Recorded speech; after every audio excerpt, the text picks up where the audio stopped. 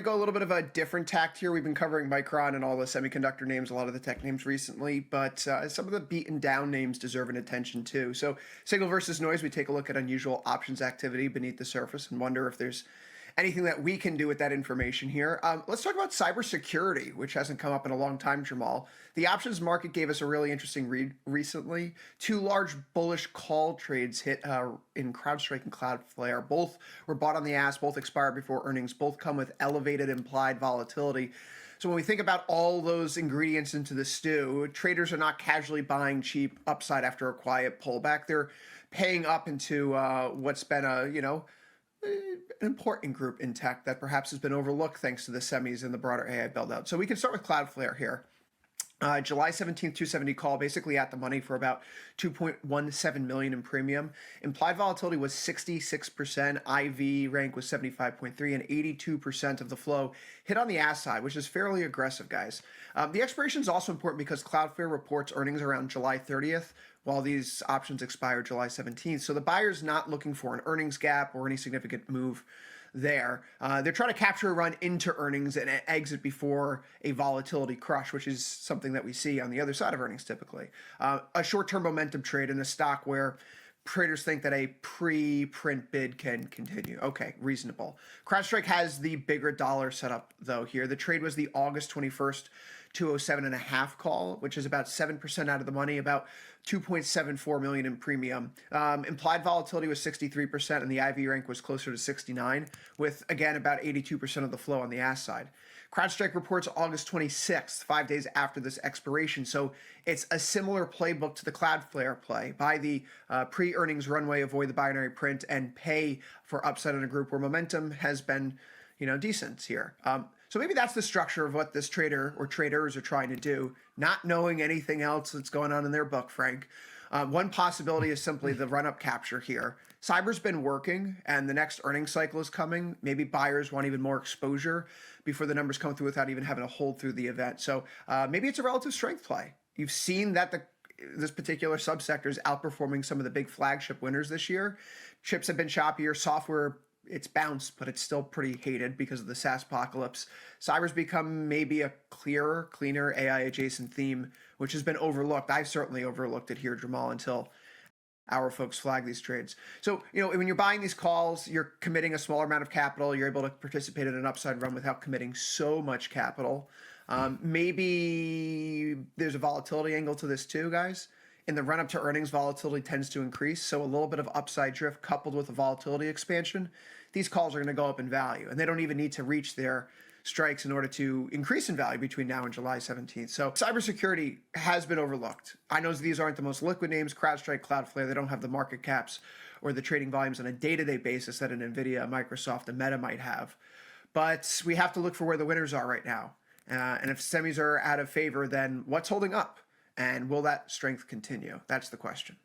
I love how you mentioned Frankie in this situation. It's kind of like if you've ever seen the Smartless podcast and they talk about Sean Hayes' sister, Tracy. So I love the way that you did that. That was fantastic. Look, this one is pretty cut and dry to me. Let's go to the charts real quick. Believe it or not, let's start with Microsoft. Let's look at Microsoft's chart.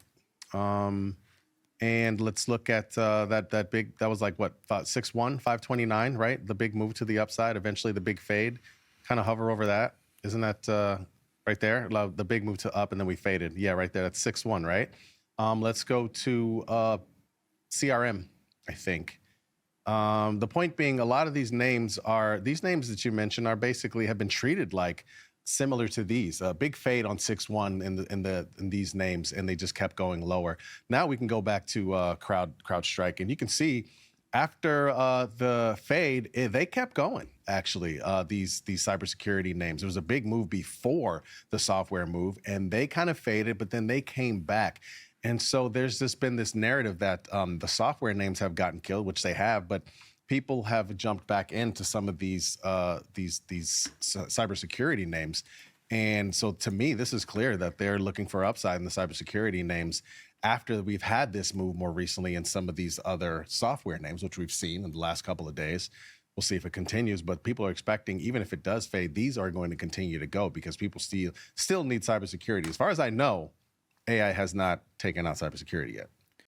Well, it's so interesting because over the past month, I have a little heat map up in front of me that breaks down the market by sector. So AI, cloud computing, EV, industrial automation, right? Among the tech, cybersecurity is the only thing that's up, broadly speaking, over the past month. Biometrics, hardware, big data, they're all down. So, there's a little bit of outperformance here. I find it fascinating that you have these Fable model, I guess the Mythos wrapper, um, being discussed where it's, oh yeah, this thing is breaking all of the bank security and the Pentagon's worried about it. And so, I guess we're going to really need better cybersecurity moving forward. We better have our own AI defense system to prevent these kind of hacks from working around. It's an interesting area of outperformance, but cybersecurity is also software, is it not? Right? That's not hardware. And so you're seeing that even within software, there's a little bit of an attitude change right now. Maybe the SaaS apocalypse isn't real. Certainly IGV and its bounce off the lows in recent months could substantiate that view. Maybe the SaaS apocalypse was overrated. But not all software is created equal here. And those that may prove to be a little bit more important in the AI world, are the ones that are outperforming right now. But cybersecurity shouldn't be overlooked, even though it's a software. True. Yeah, I think the trade setups here are interesting. It goes back to the point of SpaceX. Like if you're buying these calls prior to the earnings announcement, you're going to be paying less for sure. And you don't need as much of a move to the upside to make a nice return on a percentage basis. But if you buy in the earnings cycle, you're going to be paying a little bit more, but you have that value or that implied value that's going to stay bid because these options aren't going to decay in the earnings cycle nearly as much as the ones prior to the earnings announcement. So it's kind of interesting where if you buy in the earnings cycle, you pay more, but you know extrinsic value is not going to decay as much. You have earnings as a back pocket thing, but I assume these are larger funds. They don't want to take the risk of long calls in an earnings cycle. You need a bigger percentage move in CrowdStrike to make the same percentage on the option if you're paying up for September in the earnings cycle versus August. So I think the setup is interesting. I think it's far enough away.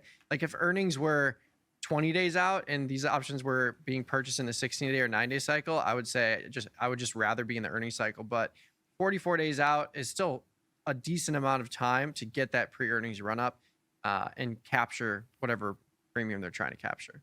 It's a trip, Chris, that we just keep seeing all these purchases in very high vol names. I mean, it's not stopping people at all. Not whatsoever.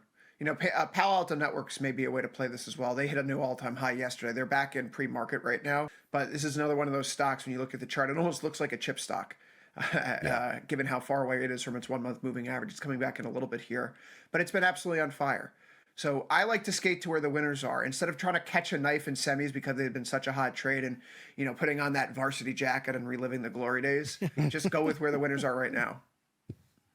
And with that, love it. Love your input. Love the trade ideas and the calls. And I think it's always interesting to look at these flows just because you can speculate on what they are by the location, the time frame, et cetera, et cetera. But it's always good to see the sectors that are outperforming relative to others, especially if you're looking for momentum trades and whatnot. But Chris, appreciate your time.